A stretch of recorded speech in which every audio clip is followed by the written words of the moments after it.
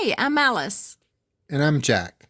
And in today's video, we're traveling back up to Williamsburg, Virginia to attend another limited capacity special event at Busch Gardens Williamsburg. This special event is called Halloween Harvest. Now, their usual fall event, you may know of, Howl-o-scream, is also held each year at Busch Gardens, Tampa. This year's Halloween event at the Williamsburg Park is going to be scaled back quite a bit from the usual. So we're going to go check it out and show you what's being offered at Halloween Harvest and then discuss how it's different from Howl-o-scream. One way that we're going to immediately notice it's different is the limited capacity. The state of Virginia is still allowing only up to 1,000 guests at all entertainment venues in the state.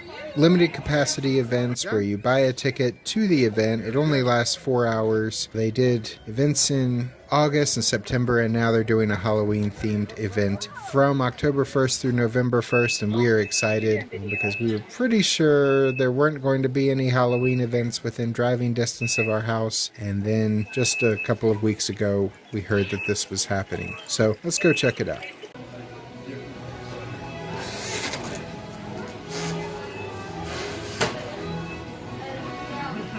Yeah, we just checked out the Emporium in England. That's the store that is right as you come in the gates. We wanted to see what kind of Halloween stuff they had. And they had some things, not as many as I thought, but we saw some hoodies, some home decor, different decorations. The merchandise was all themed to their normal Halloween event, Howl-o-scream.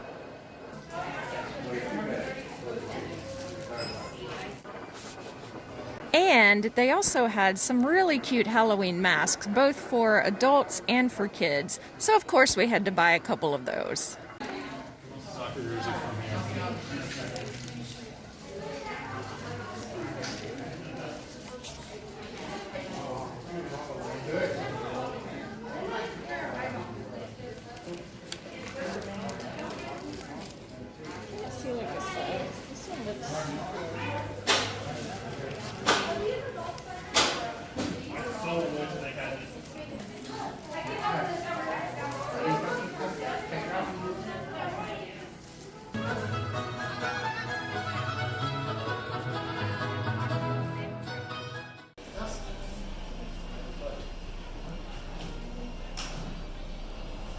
Here's Aiden with his Halloween braid.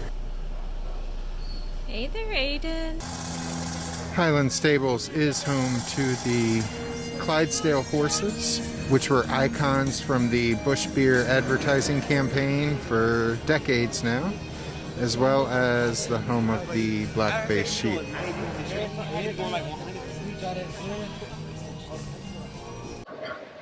So this is the Loch Ness Monster. This has been a popular coaster here for decades. It features an interlocking loop. It's one of people's favorites, although not one that I ride, being a chicken.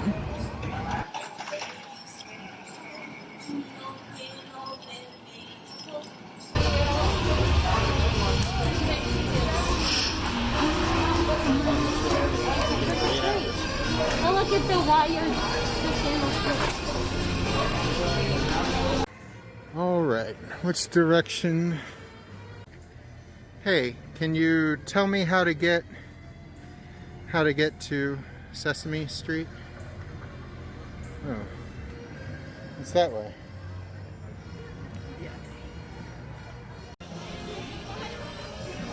This is the Sesame Street Forest of Fun. It's their main children's area that is themed to Sesame Street, of course, the children's television show that's been popular for decades now. And this was my home theme park growing up. I lived not too far from here growing up as a child, but this Sesame Street area did not exist yet. So this was actually both Alice and I's first time seeing any of the Sesame Street area. What did you think, Alice? I thought it was super cute. So of course I love the characters, Elmo, Cookie Monster. They have a little shop with a lot of merchandise of all the different characters.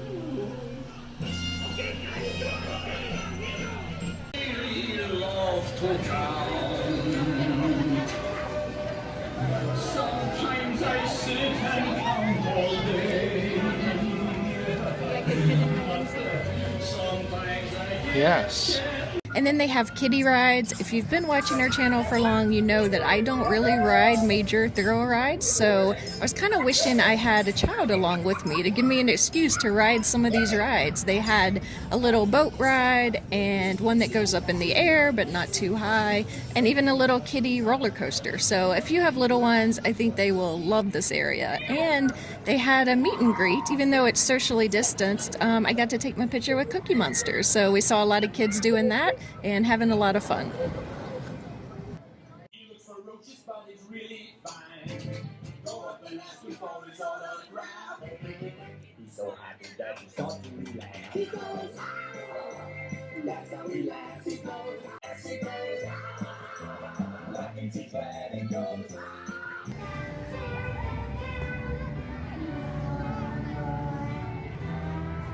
Magic Kingdom isn't the only place with a castle stage.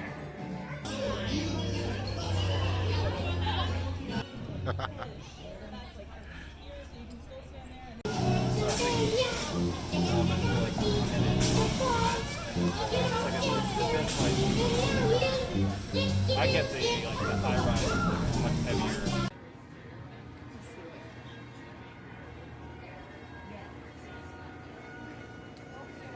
Hidden Mickeys? So now we're on a walk over towards the Italy section of the park. Here's the snack stand. There's several snack stands or restaurants in the park today with a special Halloween menu. I don't see anything on this menu that we're interested in though. So as we're walking through Italy, there are some really neat decorations. They have scarecrows dressed in various attire. Some of them look like they've got blood splattered on them and stuff. They're lining the walkway. And then you come up to a series of gravestones, and they're lining the walkway, which leads to a big giant skull. So really good theming and decorations going on. Yep, and on the other side of the walkway is one of my favorite rides, Escape from Pompeii. It's this park's version of, say, Splash Mountain, if you're familiar with Disney World. Inside the building, though, the theming isn't cute little animals. It is the volcano erupting at Pompeii and the town basically burning to the ground. There's fire effects, and then finally you escape by floating over the waterfall with the big drop, as is popular on such rides. It's kind of interesting to see it completely drained of water, though. I've never seen that, but this ride's a lot of fun. So this is my first attempt today at riding a ride. This is the battering ram. I'll get some good footage of it for you in a moment. The lines are not too long today, as you would suspect, with the 1,000 person limit. Okay, here in the Italy section, there's several flat rides that I love. The first is the battering ram, and this is a swinging boat ride. We just got off that. It was a lot of fun. The rides are moving fast, but they did stop this one to sanitize all the seats, and then ran one cycle of the ride with no one on it to dry the seats and the lap bars. But then we were able to get on it and had a lot of fun. They are socially distancing, so every other row was empty. And then nearby is another one we love called the Flying Machine. This is a lot of fun. It's a spinning flat ride, kind of takes you up in the air and tilts you this way and that as you fly around in a circle. And if you're ever here on a hot day, this is a great ride to ride because it feels like air conditioning is blasting on you as you're flying through the air. It's great. Then right next to that, it's closed today, but this is one of my other favorite flat rides here, Da Vinci's Cradle. They are actually running it right now. I don't know if they're just testing it or what, but it is closed. But as you take that drop there, just the pit in your stomach is an amazing feeling. Alice does not like that feeling, so I can never get her on that ride. But she did find a nearby drink stand. What did we buy, Alice? So this is the Green Melon Demon. This is one of their signature drinks. It comes in a souvenir cup that lights up and says Busch Gardens Howl-o-scream. And she described it as melon with rum and vodka. And it is delicious. I'm not usually a vodka person, but I really don't taste a lot of it in here. It's just the flavors go together really well. I think Jack described it as adult KoolAid because it is pretty sweet. But yeah, I think it's great. So we're going to keep walking around here and drinking the KoolAid.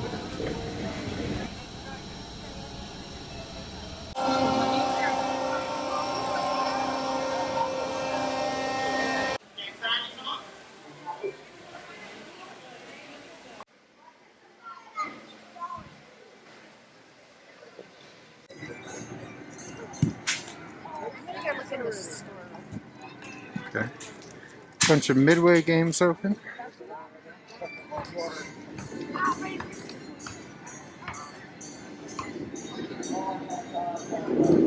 Teacups are open, but no one is riding tonight at the moment.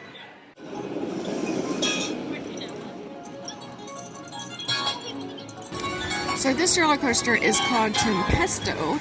It's a topsy-turvy roller coaster, way too much for me, although it is a short ride. It's only like a minute, but you go back and forth over the same parts of the track several times. So the big purple roller coaster on the other side of Tempesto is Apollo's Chariot. It's also running today. It's a lot of fun.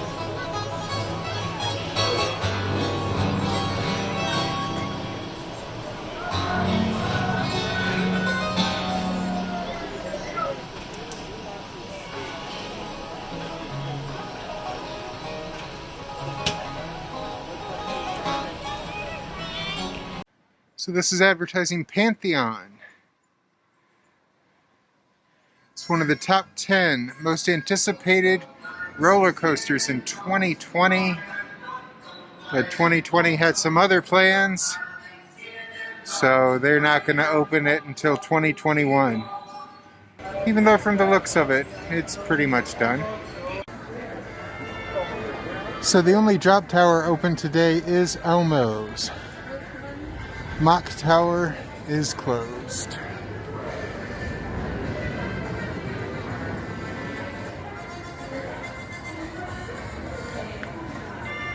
And with that, we're in Oktoberfest, the Germany section of the park. And there's a great roller coaster in this section. It's called Verbolten. The roller coaster vehicles are themed to a car on the Autobahn. There's an indoor scene that has a track drop, similar to Hagrid's motorbike adventure down at Universal. Go inside a building and the track drops you down about, 20 feet or so. It's a lot of fun.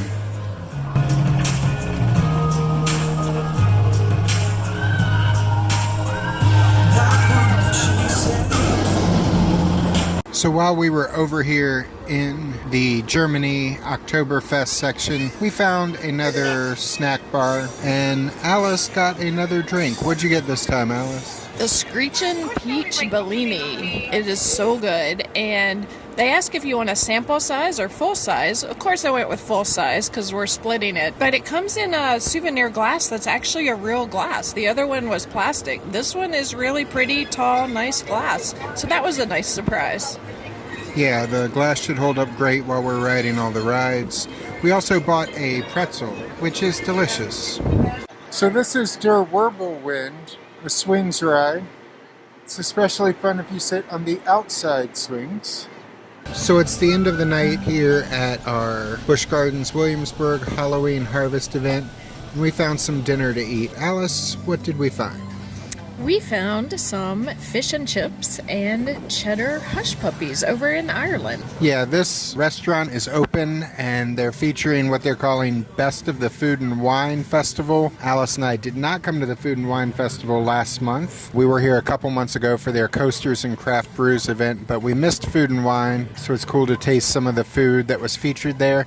How did it taste, Alice?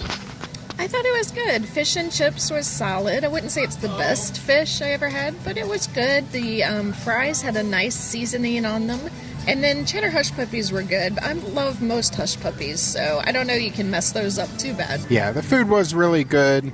It was kind of small portions, but after eating a pretzel and having a couple drinks earlier, we didn't really need anything big anyway. So in summary, Halloween Harvest is different from Howl-o-scream in that there are no haunted houses, there are no scare zones. If you come to the party that takes place after dark, there will be characters dressed up and jumping out at you to scare you in certain areas. That's at the last event of each day. During the daytime event, which is what we are at now, it's more family friendly and there's trick-or-treating for the kids. But if you come after dark, there's another event Saturday nights from 8 to midnight. Friday and Sunday nights, I believe it's 5 to 9 p.m. There's some characters out to jump at you, give you a few scares, but there's no themed areas. They're just kind of dressed scarily like ghouls and goblins and kind of do jump scares at you and say intimidating things at you and follow you around a bit from a 6-foot distance, because even ghouls and goblins know the importance of social distancing. Oh, there's one of the pumpkins for our scavenger hunt. So I hope you enjoyed our look at this Halloween Harvest event at Busch Gardens in Williamsburg. If you did, hit that thumbs up button. If you haven't subscribed yet, please subscribe, tell your friends about us, and we'll see you the next time we're traveling through.